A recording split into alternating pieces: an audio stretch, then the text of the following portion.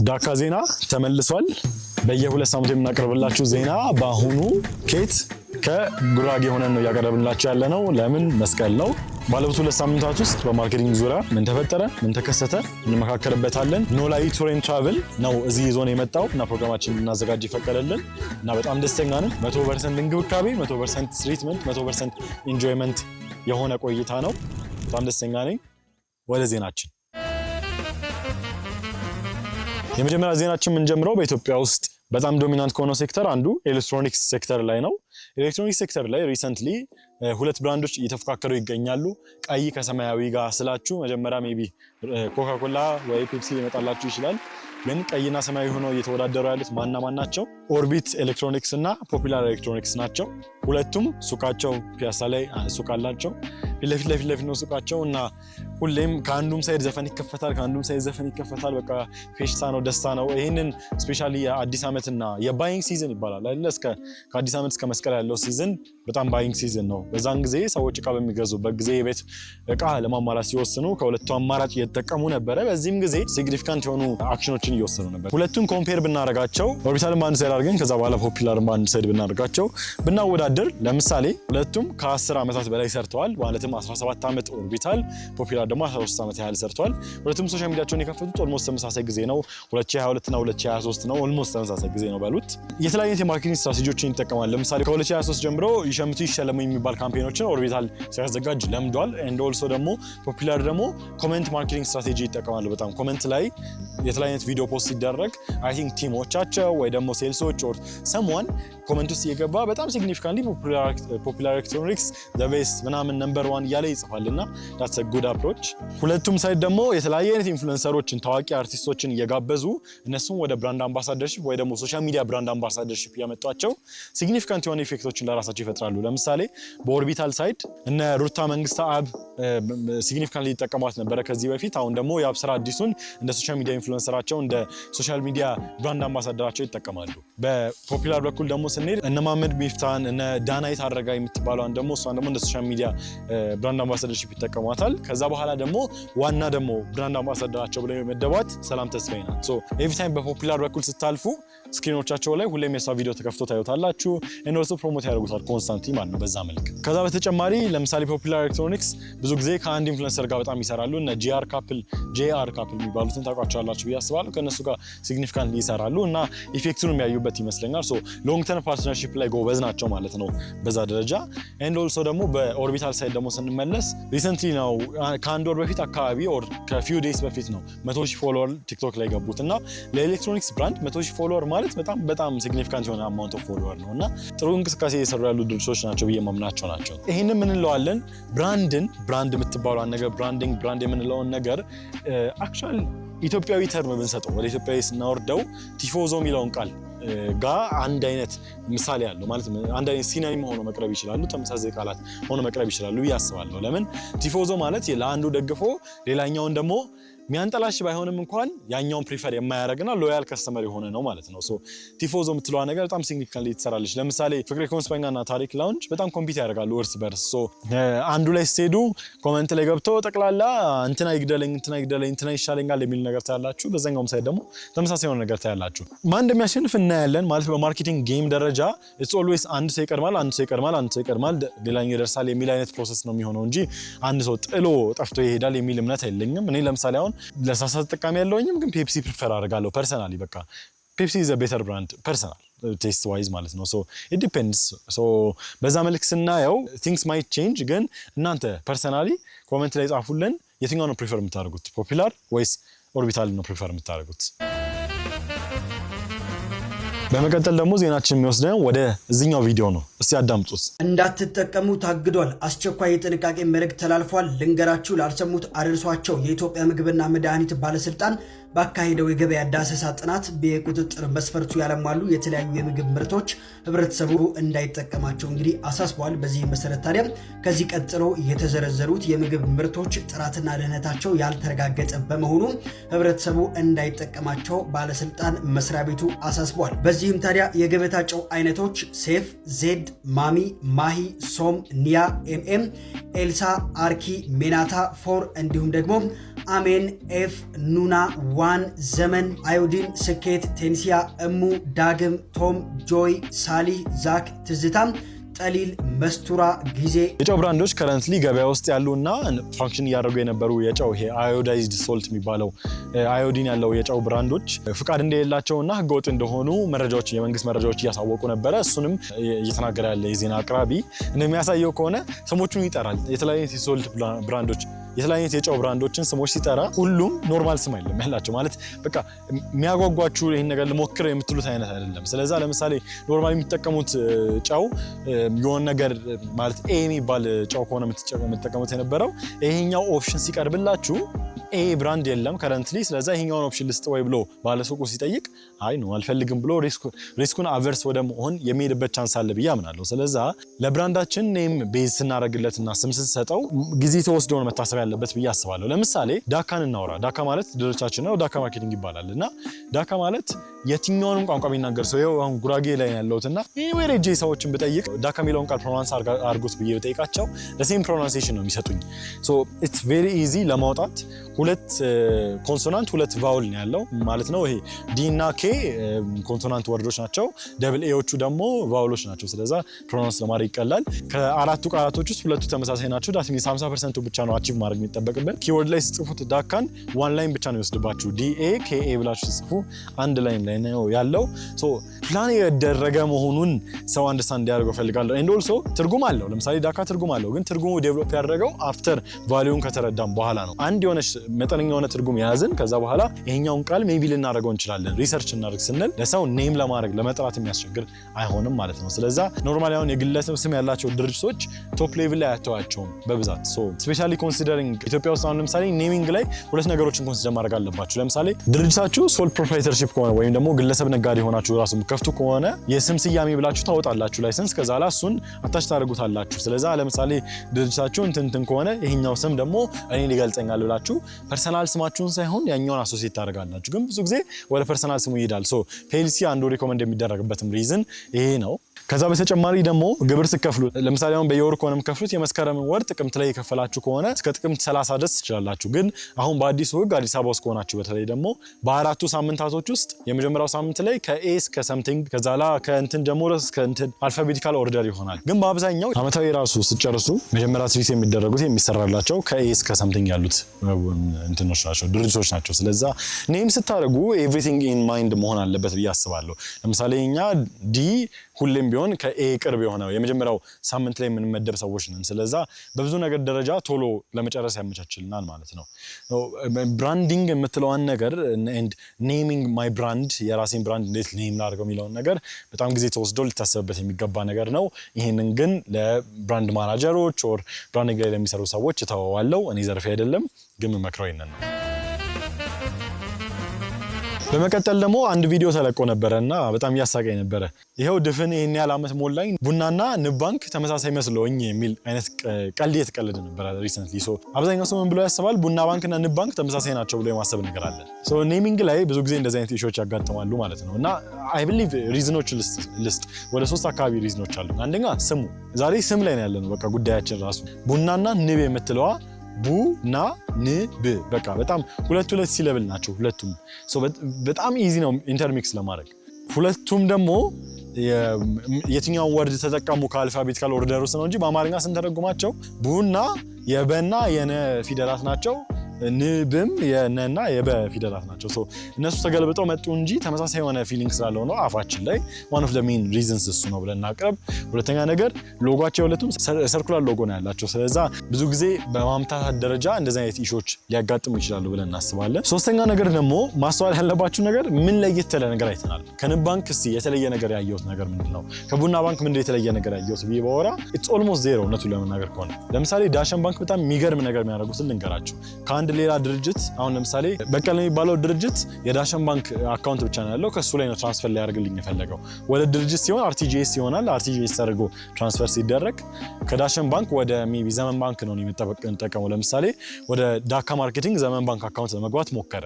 ልክ ሲሞክር ዳሸን ባንኮች ምን ያደርጋሉ? እነሱ ጋር ስለሆነ ዲፖዚት መጀመሪያ ላይ የሚጀመረው ፕሮሰሱ ስልክ ይደውሉና ለምን ነው እኛ ጋር አካውንት ማከፍተው ብለው ይጠይቃሉ። ሶ ንግድ ፍቃድ ፎቶ ልካችሁላቸው ንግድ ፍቃዱን ስም ቤዝ አድርገው አካውንት ይከፍቱላችሁና ከዳሸን ወደ ዳሸን ትራንስፈር አድርገው ይጨርሱታል። ፍጥነታቸው ደግሞ የሚገርማችሁ ነገር አይ ሪሜምበር ክላይንት ጋር ደውዬ እንደዚህ ፔመንት አወራን ጨረስን፣ ደወለች በሁለት ደቂቃ ውስጥ እነሱ ደውለዋል እኔ ጋር። ለምንድነው ዳሸን ባንክ ድርጅት አካውንት የሌለ ብለው እና አሁን ለየት ያለ ነገር የሚለው ነገር ይሄ ነው። ከንብ ባንክ ጋር ብዙ ሰርቻለሁ ማለት ፐርሰናሊ ሰርቻለሁ ሳይሆን ቼክ ተቀብያ ቃለው ኦር ሰምቲንግ። ቡና ባንክን ተመሳሳይ የተለየ ነገር ግን አለ የለም። ሁለቱም ደግሞ ቡና ኢንተርናሽናል ባንክ እና ንብ ኢንተርናሽናል ባንክ ተብለው ነበር የሚታወቁት። ሶ ኔሚንግ ዋይዝ በጣም ተቀራራቢም ስለሆኑ ብለን እናስባለን። በሚገርም ሁኔታ ግን ኦሮሚያ ባንክ ሁለት ኦሮሚያ ባንኮች አሉ ከረንት ኢትዮጵያ ውስጥ ኦፕሬት እያደረጉ ያሉ። መደበኛ ኦሮሚያ ባንክ ብለን የምናውቀው ኦቢ ተብሎ የሚታወቀው ብዙ ጊዜ ኦሮሚያ ባንክ አለ። ከዛ ደግሞ ኮኦፕ አለ፣ ኮኦፕሬቲቭ ባንክ ኦፍ ኦሮሚያ። በሁለቱ መሀል ግን እኔ አሁን ኮኦፕንም ኦሮሚያ ባንክንም በጣም ዲፍረንሺየት አድርጌ ነው የማያቸው። ቢካዝ የኮኦፕ ዲፍረንሺዬሽን የሰራው የማርኬቲንግ አፕሮች በጣም አሜዚንግ ስለሆነ ማለት ብዙዎቹ ፕሮዳክቶች በጣም የሚታወቁ ናቸው። ዋይድሊ ኖን ነው። ብዙ ቦታ ታዩታላችሁ። ማርኬቲንግ ዋይዝ የሆነ ባነር ላይ ታዩታላችሁ፣ የሆነ ቦታ ታዩታላችሁ። ኢቭን ባንክ ኦፍ ኦሮሚያ የሚባል ራሱ የማያውቅ ሰው አለ። ኦሮሚያ ባንክ ኦቢ የሚባል ባንክ እንዳለ ራሱ ማያውቅ ሰው አለ። ይሄው ሎጎን እዚህ ጋር አስገባላችኋለሁ የፈረሱ ማለት ነው። ሶ ኦፍ ኮርስ አቅምም ስላለው ነው። ግን አንዱ ትልቁ ነገር የሰራው ምንድነው የድሮ ኮኦፕ ተብሎ አልነበረ የሚታወቀው የነበረው፣ ሲቢኦ በሚባል ስም ነበር የሚታወቀው። ኮኦፕሬቲቭ ባንክ ኦፍ ኦሮሚያ የሚባለው ስም ነበር የሚታወቀው። ይሄንን ሎጎ ይወጥ ይሄ ነበር ሎጎአቸው። ይሄ ባንዲራ የሚመስል በጣም ብዙ ከለር ያለው ሎጎ ነበር የነበረው። በዚህ ነበር ኦፕሬት የሚያደርጉት። ኢትስ ጀስት ፈኒ ማለት ያስቃል ራሱ። እርግብ ከውስጧ እየወጣች ነው። ሶ ይሄ ፋንክሽን የሚያደርግ አይነት የማርኬቲንግ አፕሮች አልነበረም። ስለዛ ሪብራንድ አደረጉ። አዲስ የማርኬቲንግ ቲም አዋቅረው ሊሆን ይችላል። ኤንድ ኦልሶ ከረንትሊ ፕሮጀክት አለን ከነሱ ጋር እየሰራ ያለ ነው። ለአንድ ክላይንታችን ከነሱ ጋር እየሰራ ስለሆነ ሄልፕ እያደረግን ነው፣ በመሀል እያሳለጥን እንገኛለን እና ቲማቸው ራሱ ኢትስ ሪሊ ጉድ። በጣም አፕሪሺየት የማደርገው ነው። ለምሳሌ ኮሚኒኬሽን ዋይዝ ኢሜይል አሁን ስታንዳርድ ኮሚኒኬሽን ሚንሳቸው ነው። ዋትስአፕ ግሩፕ ይከፍታሉ ለመመካከል፣ ኮንስታንትሊ አክቲቭ ናቸው እና አይ ላይክ ኢት።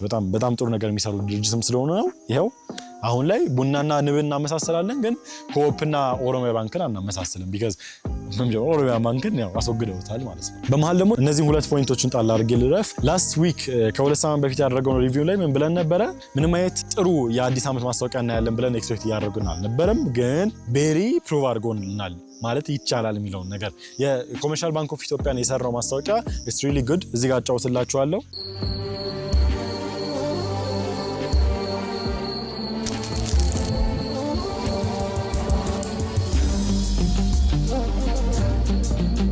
ይሄ በፉጨት እያደረጉ የሚሰሩት ነገር ኢትስ ሪሊ ናይስ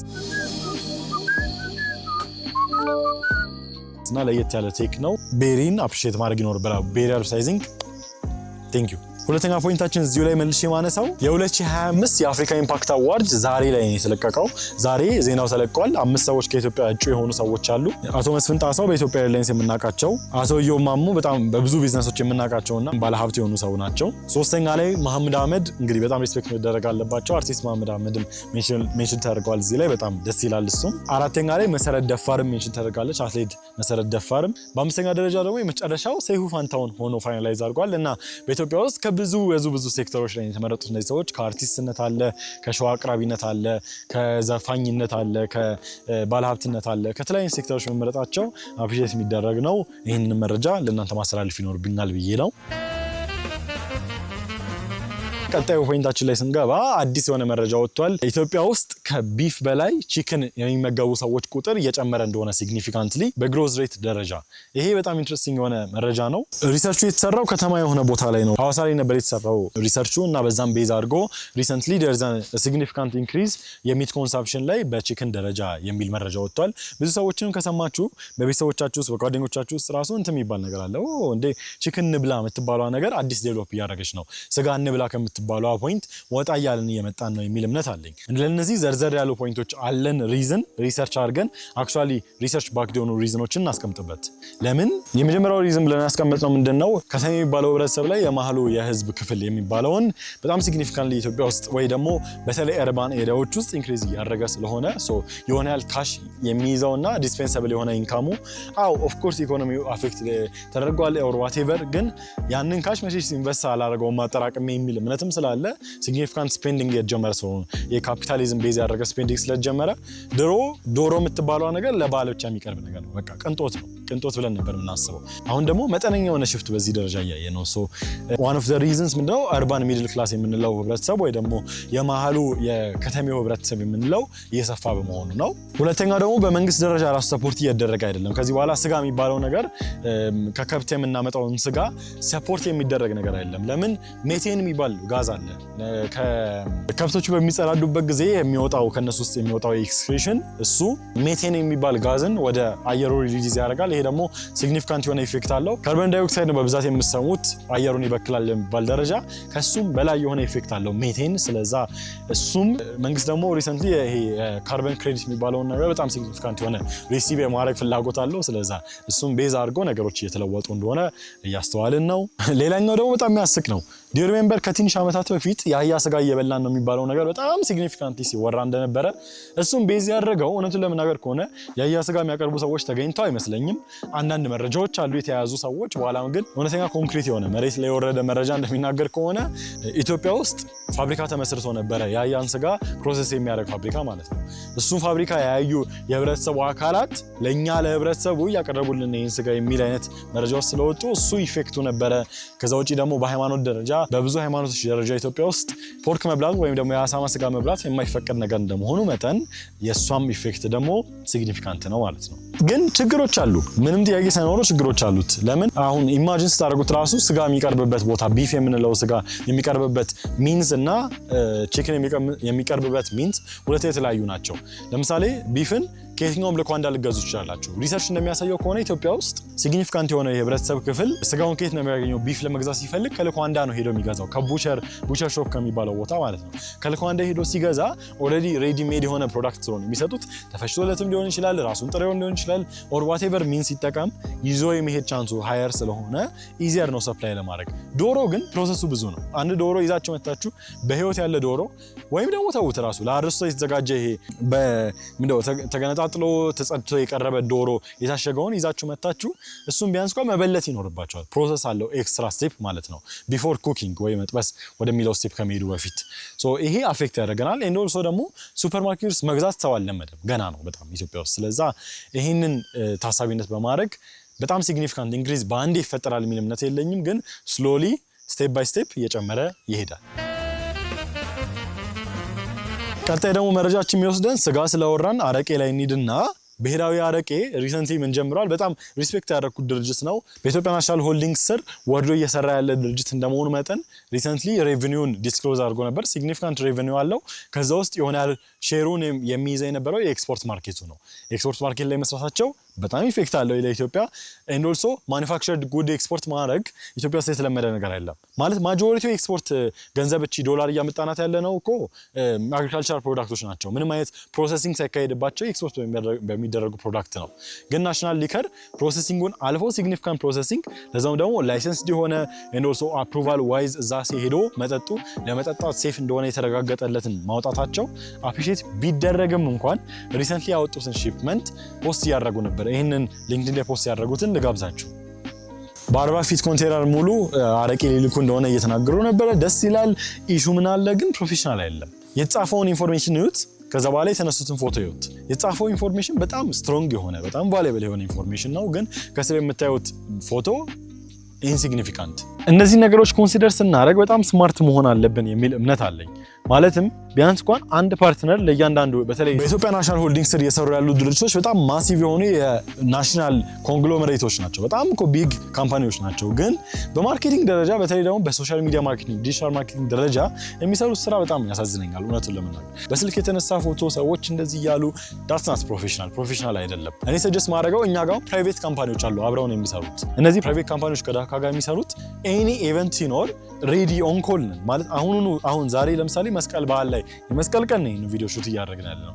ዛሬ ቢደወል እኔ ጉራጌ ነው ያለሁት ሄጄ ቀርጻለሁ። ውሸት ነው ሄጄ አልደርስም፣ ግን ራሴ ባልደርስ እንኳን የሆነ ክላይንት ደውሎልን የሆነ ፓርትነርሺፕ ልናደርግ ነው ብሎ መረጃ ቢነግረን ቲማችን ሄዶ ወዲያውኑ ሰርቶላቸው ይመጣል። ለምን ግዴታ ነው፣ በቃ ኳሊቲውን መጠበቅ አለብን እና ሪስፔክትም ነው። የምትሰሩትን ስራ የሚገልጽላችሁ የማርኬቲንግ አውትሌታችሁ ነው፣ የምትናገሩበት ሜተድ ነው፣ የምትገልጹበት ሜተድ ነው፣ የምታወጡት ኮንተንት ነው። እነዚህን ቫልዩዎችን ኮንሲደር ስናደርግ እኔ ጥያቄዎች አቀርባለሁ።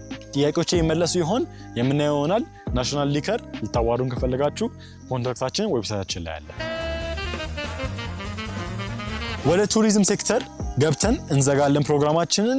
እሱ ላይ ከመግባታችን በፊት ቱሪዝምን ከነካን አይቀር ከመጀመራችን በፊት እዚህ ጉራጌ ላይ ጠርተውን በጣም አሪፍ ጊዜ እያሳለፍን ያለነው ከኖላዊ ቱር ኤንድ ትራቭል ጋር ነው። አካውንታቸውን ታጋረጋለሁ። በጣም ብዙ ሰርቪሶችን ፕሮቫይድ ያደርጋሉ። ስፔሻሊ የቱሪዝም ቤዝድ የሆኑ ከስሞል ዴይ ፕሮግራሞች ጀምሮ እስከ 8 ቀን 10 ቀን 20 ቀን አዳር ፕሮግራሞችን ድረስ ያዘጋጃሉ በኢትዮጵያ ውስጥም ሆነ በውጭ ሀገራት። እነዚህም ፕሮግራሞችን መሳተፍ የምፈልጉ ከሆነ ቱር ማድረግ የምፈልጉ ሀገራችሁ የምፈልጉ ከሆነ ትራቭል ማድረግ ወደ ውጭ መሄድ የምፈልጉም ከሆነ ፕሊዝ ኖላዊ ቱር ኤንድ ትራቭልን ቲክቶክ እና የተለያየ ሶሻል ሚዲያዎቻቸው ላይ ቼክ ብታደርጓቸው ሰጀስት አደርጋለሁ። ቪዚት ኢትዮጵያን ባለፈው በ2 ሳምንት ፕሮግራማችን ላይ አቅርቤላችሁ ነበረ ቪዚት ኢትዮጵያ ካምፔን ሊጀመር ነው ብዬ። ከዛም በኋላ ግን ምን አጋጠመኝ፣ ሞንጎሊያ የምትባለው ሀገር ውስጥ ጎ ካምፔን የሚባል ፕሮግራም አዘጋጅተው ነበር እና የሰሩት የማርኬቲንግ አፕሮች ኢዝ አብሶሉትሊ አሜዚንግ። በጣም አሪፍ የሆነ ቪዲዮ ነው የሰሩት። ኢቭን ቪዲዮ እኔ ሞንጎሊያን ለማየት ራሱ ኮንቪንስ አድርጎኛል። እውነት ለዛም ደግሞ አይ ቢሊቭ ለኢትዮጵያ ነዋሪዎች ቪዛ ፍሪ ኦፕሽን ካላቸው ዋይ ኖት እንዴ ሄደን ማየት አለብን አይደል? ሶ እንደዚህ አይነት ጉጉት የሚፈጥሩ አይነት ማርኬቲንጎችን እየተሰሩ ነውና ምንድነው አሶሲዬት ያደረጉት ሞንጎሊያ የምትለው ቃል ላይ የመሃሎቹ ቃላቶች ምንድናቸው? ጎ ጎ ቱ ሞንጎሊያ የሚል አይነት ካምፔን አዘጋጅተው ሶሻል ሚዲያ ላይ በጣም ብዙ ቦታ ተደራርሰው ነበረ። ቪዲዮቹ ሲያምሩ ሲያጓጉ፣ የሚወጣው ሳንድ የሚካሄደው ነገር ኤንድ ኦልሶ ናሽናል አኒማላቸው አይ ቢሊቭ ይሄ ፋልከን የምንለው አኒማል ነው። ሶ ፋልከንን በየቦታው ፍላይ ሲያደርግ ፍሪደምን የሚገልጽ አይነት በቃ እውነተኛ ሞንጎሊያን በምን ልግለጸው ብላችሁ ስታስቡት ወጥ የሆነች ሀገር ናት። በጣም ሰፊ ስፔስ ነው ያላት። ምንም አይነት የሲ አክሰስ ኦር የኦሽን አክሰስ የላትም። ስለዛ ላንድ ሎክድ ናት። እንደኛው ሀገር እንግዲህ እንደኛ ምስኪን ሀገር ናት። ስለዛ ኤክስፔክት የምታደርጉት ሀገር አይደለም በብዛት ኤንድ ኦልሶ አጠገቧ ባሉ ሀገራቶች በጣም ዷርፍ ትደረጋለች። ራሻኖቹ ዷርፍ ያደርጓታል፣ ቻይኖቹ ዷርፍ ያደርጓታል። ለምን? ጃይንት የሆኑ ሀገራቶች ከጎኗ ስላሉ ማለት ነው። ግን ሞንጎሊያ ቀልድ አታውቅም። በጣም ጥሩ ማርኬቲንግ የሰሩት። ኢትዮጵያ ውስጥም ደግሞ ይሄንን ሬፕሊኬት እናደርግ ብንል ከነሱም በላይ በጣም ብዙ ባህል ያለን ሀገር ነን። ኤቭሪ ሲንግል አሁን ለምሳሌ ጉራጌ ሀገር ነው ያለነው። አጋጣሚ ሆኖ ሶዶ ነው የገባ ነው። ከዚህ ከሶዶ ተነስተን ወደ ዘቢዳር ተራራ በሄድንበት ጊዜ ስልጤ ገብተናል፣ ሰባት ቤትም ገብተናል በመንገዳችን ላይ ማለት ነው። በገባንበት ጊዜ ቋንቋ ሲለዋወጥ፣ ባህል ሲለዋወጥ፣ ባህሪው ሰው ሲለዋወጥ ደስ ሲል ሰው በቃ ማለት እውነት ደስ ሲል ይህንን ስናይ ኢትዮጵያ ውስጥ ባህል የምትለዋ ነገር ምን ያህል ኢንፈሳይዝ ብናደርግበትና ብናተኩርበት ኤንድ ኦልሶ ደግሞ ከአንሴስቶራል ቫልዩ ጋር ከድሮ ህብረተሰብ ከፓስት ህብረተሰብ ጋር ብናገናኘውና ብንሄድበት ኢትዮጵያ ውስጥ በጣም ጥሩ የሆነ ካምፔኖችን ፕሮዲስ ማድረግ እንችላለን ብዬ አስባለሁ። በዚህ መልክ እንዘጋለን ፕሮግራማችንን። ዳካ ማርኬቲንግ ዜና ኔክስት 2 ሳምንትም ላይ ይቀጥላል። ኔክስት ደግሞ የት ሀገር እንሂድ? ጉራጌ ነው ያለነው። እስቲ በቀጣይ ሜቢ ፖሲብሊ አርባ ምንጭ ልንሆን እንችላለን። እንገናኛለን።